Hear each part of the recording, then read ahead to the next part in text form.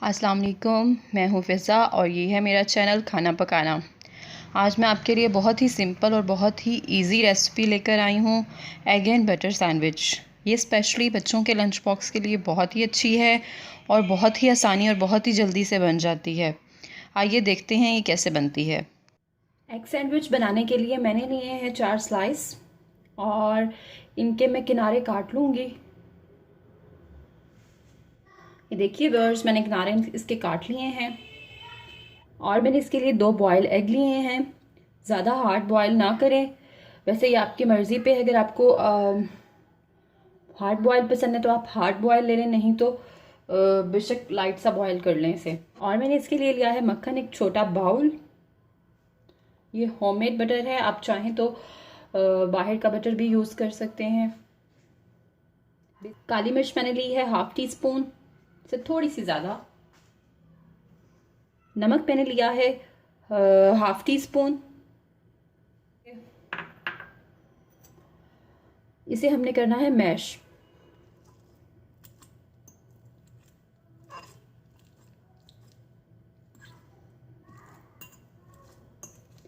और इसके साथ साथ ही आप बटर को ऐड करते जाएं, बटर से ये आसानी से अच्छे से मैश हो जाएंगे।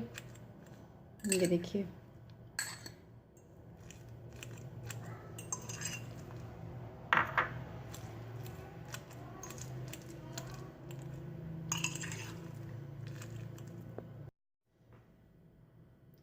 ये देखिए व्यूअर्स, बहुत अच्छे से मैश हो चुका है। और अब हम इसमें डालेंगे नमक, काली मिर्च और इसे करेंगे मिक्स। और अगर नहीं मुमकिन, अगर आपके लिए मुमकिन हो तो आप इसे थोड़ी देर के लिए फ्रिज में रख दें ताकि ये फॉर्म में आ जाए और आप फिर इसे ब्रेड पे लगाएं। तो इसे मैं 10 मिनट के लिए फ्रिज में रख देती हूँ ताकि ये फॉर्म में आ जाए और उसके बाद हम इसे अपनी ब्रेड पे लगाएंगे। ये देखिए व्यूअर्स, फ्रिज में रखने की वजह से ये अपने फॉर्म में आ चुका है और मैंने इसे स्लाइस पे लगाना भी स्टार्ट कर दिया है।